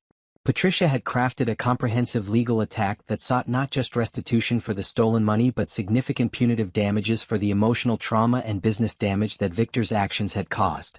The countersuit documented how Victor's theft had affected Natasha's credit rating, how his lies about their marriage had damaged her reputation in their community, and how the stress of his betrayal and legal attack had affected her health and her ability to run her business effectively. "He didn't just steal money from you," Patricia explained. "He stole your sense of security, your trust in your marriage, your confidence in your community relationships." The financial theft was just the beginning of the damage he caused. The civil case also revealed the broader impact of Victor's crimes on Natasha's business. Several potential clients had canceled contracts after hearing rumors about her marriage problems and the lawsuit. Some of her vendors had become nervous about extending credit during the legal proceedings. The uncertainty had cost her business opportunities and had required her to spend time and energy managing her professional reputation instead of growing her company. But perhaps the most significant revelation was how Victor's actions had affected Natasha's employees. Her staff had been forced to work in an environment of uncertainty, not knowing whether their jobs would be secure if Victor's lawsuit succeeded. Several key employees had been approached by competitors offering positions, and Natasha had been forced to give raises and bonuses to retain them during the crisis. "He wasn't just trying to steal from you personally," Patricia pointed out. "His actions threaten the livelihoods of everyone who works for you. The damages go far beyond the money he took." The community response to the arrests was swift and decisive. Victor's construction business, already struggling, collapsed completely as clients canceled contracts and vendors demanded immediate payment for outstanding bills. The local construction association suspended his membership, and several professional certifications were revoked pending the outcome of his criminal trial. Rebecca lost her job at the property development company immediately after her arrest. Her employer cited violation of ethics policies and potential legal liability as reasons for her termination. She was also evicted from her apartment when the landlord discovered that some of her rent payments had been made with money stolen from Natasha's accounts. The local media covered the story extensively, framing it as a cautionary tale about financial abuse and the abuse of the legal system. Natasha was portrayed as a successful businesswoman who had been systematically victimized by her husband and his girlfriend, but who had been smart and strong enough to expose their crimes and seek justice. The coverage was particularly focused on the contrast between Victor's portrayal of himself as the victim of an emotionally neglectful wife and the reality of his systematic theft and betrayal. Editorial writers used the case as an example of how domestic abusers often try to portray their victims as the real villains in their relationships. But the most satisfying response came from Natasha's clients and business community. Orders for catering services increased dramatically as people in the community rallied around her. Several major clients signed exclusive long-term contracts, essentially guaranteeing her business success for years to come. The local restaurant association honored her with a special recognition award for her professionalism and integrity during the crisis. The citation read, "In recognition of Natasha Williams, who demonstrated that true strength comes not from avoiding conflict but from facing it with dignity, preparation, and unwavering commitment to truth." 6 months after Victor's arrest, both criminal cases went to trial. Victor had initially planned to fight the charges, but as the evidence mounted and his lawyer explained the potential sentences he was facing, he agreed to a plea bargain. Under the terms of the plea agreement, Victor pled guilty to all charges in exchange for a sentence of 4 years in prison followed by 3 years of probation.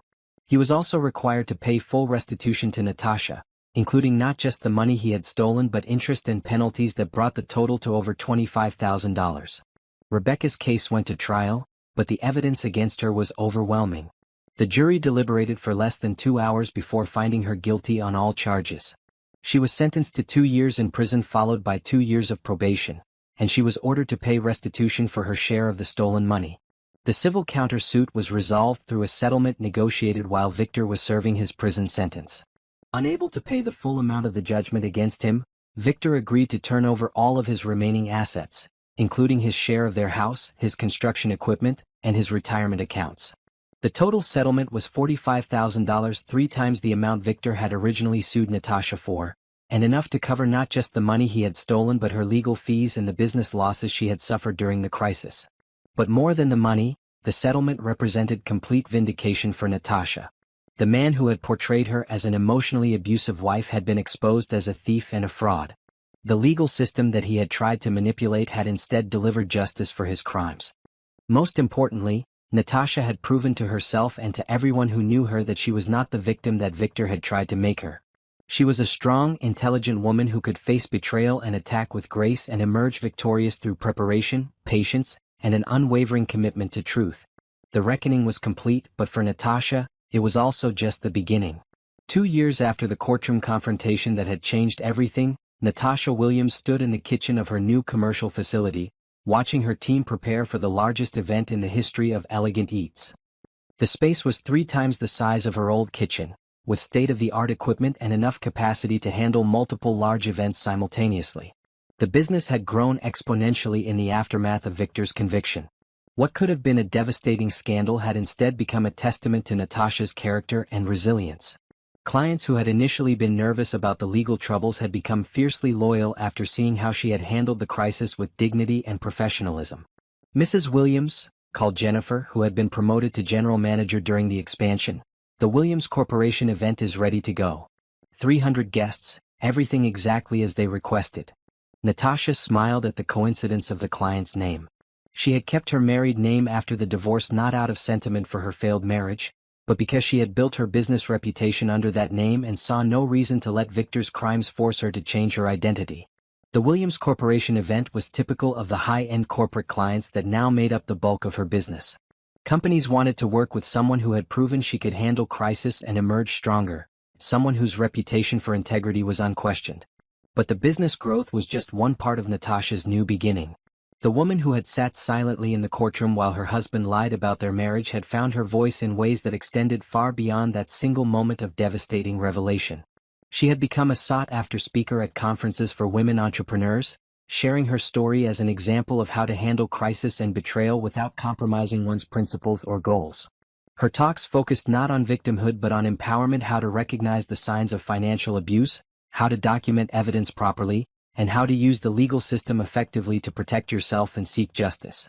The most important thing I learned, she would tell audiences, is that silence can be a strategy, not just a reaction. Sometimes the most powerful thing you can do is let your opponents reveal their true nature while you prepare your response. The speaking engagements had led to consulting opportunities with other women who were facing similar situations. Natasha had developed a network of attorneys, private investigators, and forensic accountants who specialized in cases involving financial abuse and domestic betrayal.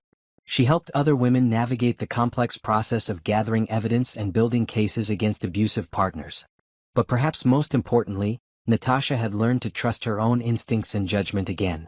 The betrayal by Victor had shaken her confidence in her ability to read people and situations, but the successful resolution of their conflict had proven that her instincts had been correct all along. She had known something was wrong, had investigated systematically, and had built a case that achieved justice.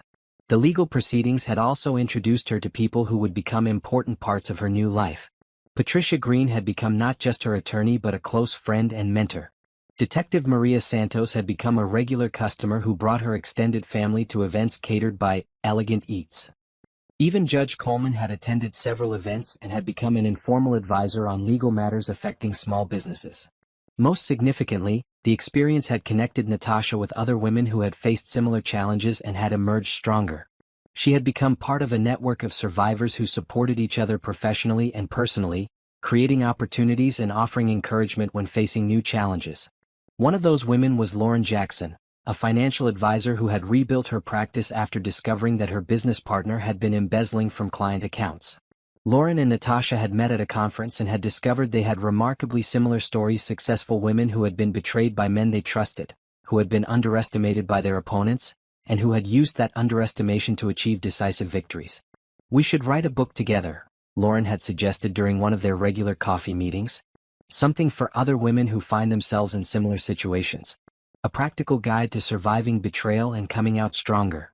The book project had become Silent Strength, a woman's guide to strategic response to betrayal. It combined Natasha's experience with financial and legal abuse with Lauren's expertise in financial recovery and asset protection. The book had become a bestseller in the business and self-help categories, providing practical advice for women facing domestic betrayal while emphasizing empowerment over victimhood. But beyond the professional success and public recognition, Natasha had achieved something even more valuable: peace. The anger and hurt from Victor's betrayal had been replaced by confidence and clarity about what she wanted from her life going forward. She had learned that she was stronger than she had ever imagined, smarter than her opponents had realized, and more capable than even she had believed. The crisis that could have destroyed her had instead revealed capabilities and resources she hadn't known she possessed. The financial security she had rebuilt was substantial but not excessive. She lived comfortably in a beautiful townhouse near her business, drove a reliable car that reflected success without ostentation, and maintained a lifestyle that was elegant but not extravagant. She had learned the difference between building wealth and displaying wealth, and she was more interested in the former than the latter. Her personal relationships had been rebuilt more carefully than before. She had learned to recognize the signs of people who might try to take advantage of her success or her trusting nature. She had developed boundaries and standards that protected her from those who might see her as a target rather than a partner. But she had also learned not to let Victor's betrayal make her cynical or closed off from new relationships. She dated occasionally, had developed several close friendships, and maintained warm relationships with her extended family. She had learned that Victor's behavior reflected his character, not hers, and that his crimes didn't diminish her worth or her capacity for love and trust. On this particular evening, as she watched her team execute the Williams Corporation event with the precision and professionalism that had become the hallmark of Elegant Eats, Natasha reflected on how much had changed in 2 years. Victor was still in prison, serving the remainder of his sentence and learning skills that might help him find honest work when he was released. She had heard through mutual acquaintances that he had finally accepted responsibility for his actions and was working with a counselor to understand the selfishness and entitlement that had led to his crimes. Rebecca had been released after serving 18 months of her sentence and had left the state immediately upon her release. Natasha had heard that she was working as a waitress in a small town in another state, apparently having learned that targeting married men was not a sustainable career strategy. But Natasha rarely thought about either of them anymore. They had been a painful chapter in her life, but they were not the authors of her story. She was writing her own future now, and it was filled with success, purpose, and the deep satisfaction that comes from knowing you have faced your worst crisis and emerged victorious. As the evening wound down and the last guest departed from the Williams Corporation event, Natasha walked through her facility, checking that everything was cleaned and secured for the night. Her employees had all gone home, proud of another successful event and secure in jobs that had become careers under her leadership. She paused in her office, looking at the wall where she displayed photos from major events, awards from professional organizations, and letters of gratitude from satisfied clients. But the item that meant the most to her was a simple framed document, a copy of the forensic accounting report that had changed everything. The single sheet of paper that had destroyed Victor's case and exposed his crimes had become a symbol of something larger: the power of preparation, the importance of documentation, and the strength that comes from refusing to be victimized by those who underestimate you. Natasha turned off the lights in her office and walked to her car, thinking about the woman who had sat silently in that courtroom 2 years ago. That woman had been hurt, betrayed, and angry, but she had also been strategic, patient, and ultimately victorious. She had learned that sometimes the most powerful response to being underestimated is to let your opponents continue underestimating you while you build the case that will destroy them. The drive home took her past the courthouse where everything had changed. She didn't feel anger anymore when she saw the building, or hurt, or even satisfaction. She felt gratitude for the strength she had discovered in herself, for the justice the system had provided, and for the future she had built from the ashes of her destroyed marriage. At home in her townhouse, Natasha poured herself a glass of wine and sat on her balcony overlooking the city lights. Tomorrow would bring new challenges, new opportunities, and new ways to build on the success she had created. But tonight, she allowed herself to appreciate how far she had come and how much she had accomplished. Her phone buzzed with a text message from Patricia. Saw the news coverage of tonight's event. You looked amazing and the business looks incredible. Proud of you as always. Another message came from Jennifer. Boss, just wanted to say thanks for another great night.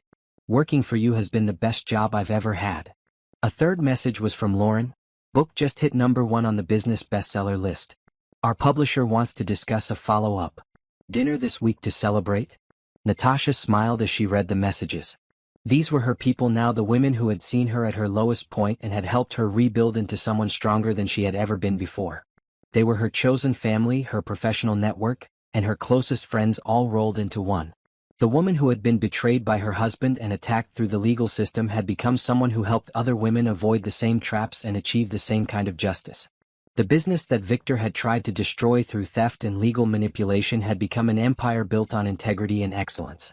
The marriage that had ended in criminal conviction and imprisonment had been replaced by relationships based on mutual respect and genuine support. As she prepared for bed, Natasha thought about the speech she would give next week at a conference for women entrepreneurs. The theme was finding your voice, and she planned to talk about how silence could be a choice rather than a weakness, how preparation could be more powerful than confrontation, and how patience could be the most devastating weapon against those who tried to victimize you. I learned that my voice wasn't just in the words I spoke, she would tell the audience. My voice was in the evidence I gathered, the case I built, and the justice I achieved. Sometimes the most important thing you can say is nothing at all until you're ready to say everything that matters. The story would end with a single sheet of paper that had changed everything, the document that had exposed years of lies in minutes and had transformed a victim into a victor through the simple power of truth properly presented. But as Natasha drifted off to sleep in her beautiful home, surrounded by the success she had built and the security she had earned, she knew that the real ending wasn't about revenge or justice or even victory. The real ending was about becoming the woman she was always meant to be, strong enough to face betrayal, smart enough to turn underestimation into advantage, and brave enough to rebuild her life on her own terms. Victor had tried to steal her money, destroy her reputation, and paint her as the villain in their failed marriage. Instead, he had given her the motivation to become more successful than she had ever imagined possible, more respected than she had ever dreamed of being, and more confident in her own strength than she had ever thought she could be. In the end, the greatest revenge was not what she had taken from him, but what she had built for herself. And that building would continue for the rest of her life. One successful event, one empowered woman, and one moment of strategic silence at a time. The courtroom had been just the beginning. The real victory was everything that came after.